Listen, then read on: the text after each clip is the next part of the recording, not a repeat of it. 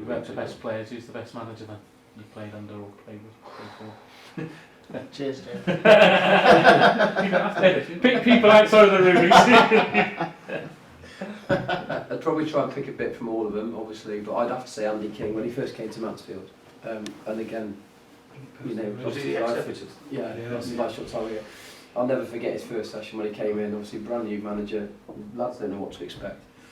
He did the whole team talk keeping the ball up, and then he sat on his bum, kept the ball up, and he was still going. He said, "Who's your best one at keeping it up?" And Steve Parkin, who was the captain at the time, said, "Go on, Parky, you have a go." He did about 50 odd, and he was still sat on his bum, and he whacked it, and he just hit the crossbar, literally sat on his butt, and it was just like, "What is this? It's just what's it?" Unbelievable technique, and he wanted teams to play like that. We'd lose every game 6-5 or win 6-5. He was like that. But as a character in the dressing room, you know, especially as whatever I was then, 20-year-old, it was something very different.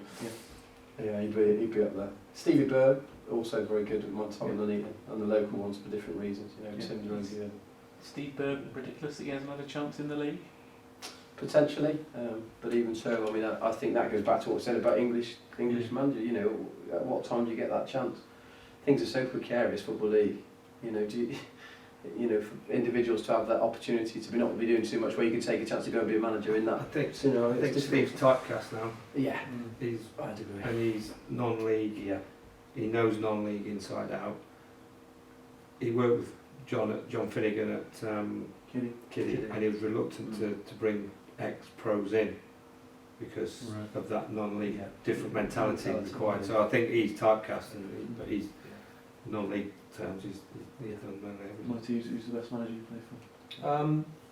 Obviously Steve Cottrell was fantastic in the era that I played there then, but the manager that probably got the most out of me would have been John Murphy, and he's the one that sold me into the Football League. And it's strange really, because when you think of, and Paul will vouch for this, when you think of his methods, the things he used to get players to do in training, and you used to think, you wouldn't be able to do it now, you shouldn't be able to manage these days. But you did it on a Tuesday and a Thursday, you know, you'd be doing 60-second laps on a Thursday, and squat thrusts and 100 press-ups, and then another 60-second lap, and then he'd maybe have 4 or 5 pints on a Thursday, and you think, what am I doing, I've got a game Saturday, it'd be a great Saturday, and you'd win. So It did work, didn't it? absolutely, but obviously times have changed, but yeah, I'd say Murph. Yeah. You mentioned Cottrell there. Probably said that Steve Bird's been typecast. Do you think Cottrell's been typecast a bit? Obviously just lost his job at Bristol City. No, I don't think so. I think he'll bounce back, he'll get another job, because he's a fantastic coach, attention to details, brilliant. And he's a winner. And he's a winner, he's very, very passionate. He looks after his players. You know, what he says in the change room is completely different to what he would say to the press, definitely. But you'd run through a brick wall for him. And he probably wanted to run through the brick wall for him. But he, at that time, I think he inherited a very good squad of players anyway, but he added to it fantastically well. His first time exciting!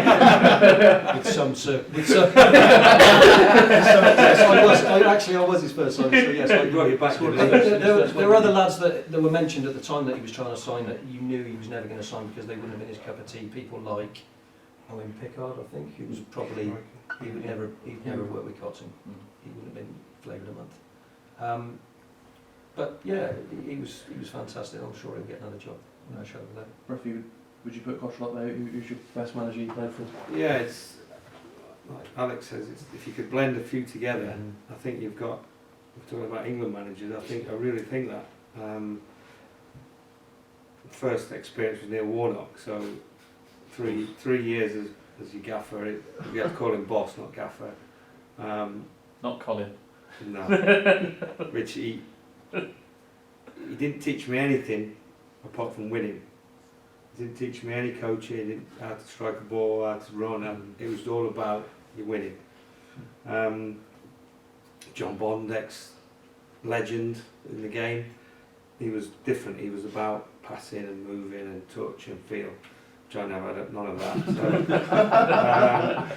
So, but Steve would be. The fact I worked for him for 5 years would be my best manager. He got the best out of me, like Keith said. He knew how to touch your buttons, and if he rub you up the wrong way, and if it's the right thing to do, Yeah. that's the way I worked. If someone rubs me up the wrong way, I react positively. That's most weekends then. Yeah. He did change drastically, didn't he, from one day to another, Cottrell? He was. But we could win. I can remember we played Southport, probably about fifth game in, something like that. We're 3-0 up at half time. He's come in at half time and absolutely rinsed into the team. I'm sitting there thinking, 3-0 up. 3-0 up at half time, what's he going on about? Second half, 0-0, won the game 3-0. Yeah. Brilliant second half, and I'm like, and I'm thinking, why is that? And then later down the line, he could see that we were getting a bit complacent, even though we're 3-0 up. Yeah. And I've put that into a bit of my philosophy of management. You couldn't read him, could you? No, and you could win on a Saturday. He wouldn't speak to you till Thursday. He'd blank you. But there was always something further Mind games. in his mind. But John Ward, from a coach, a manager that coached, and I think Steve and John together, I think you've got a great mix. And his training was about the game, not about training. It was about the game you were going to play on the Saturday. Steve, I think he recruited very well the type of player, and the players that didn't fit the bill that they didn't play, and he got rid of them. Carl Middleton, Keith Hill for two that they didn't fit. Brought them in, they didn't fit the way he worked. Jason White.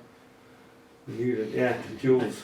He did get a few wrong, didn't he? But not many. No, but his recruitment. But with John, his training day to day, it was all geared for the Saturday. And as I say, with Steve's detail and passion to win and to put the right team out and upset people, a lot of people, doesn't care who he upset.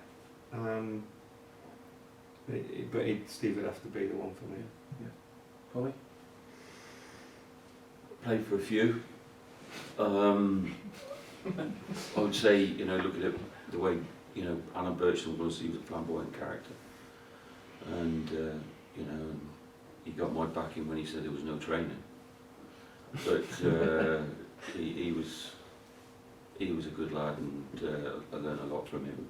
And the way that he went away and he encouraged you to play your football. Brian Godfrey, you look at him and he taught me a lot. But then when we talk about people with passion, especially for the club that most of us love in this room tonight, would have to be Murph.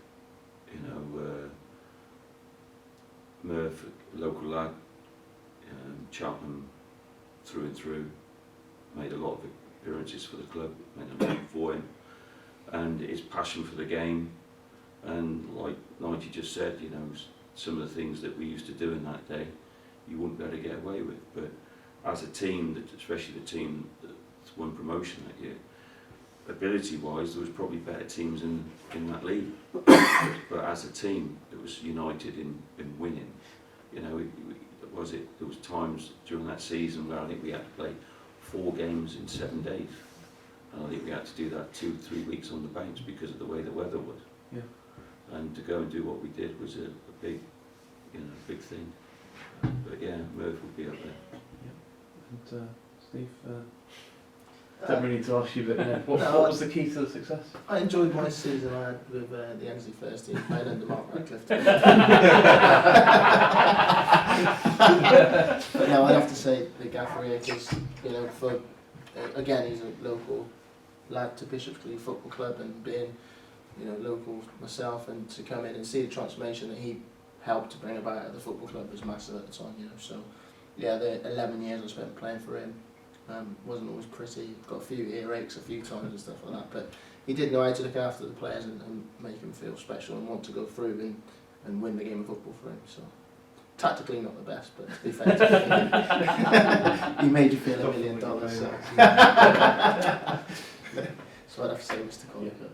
Right. Well, thanks very much for a really enjoyable chat. Cheers for coming in, and good luck for the rest of the season. Thank you very much. Cheers. Cheers.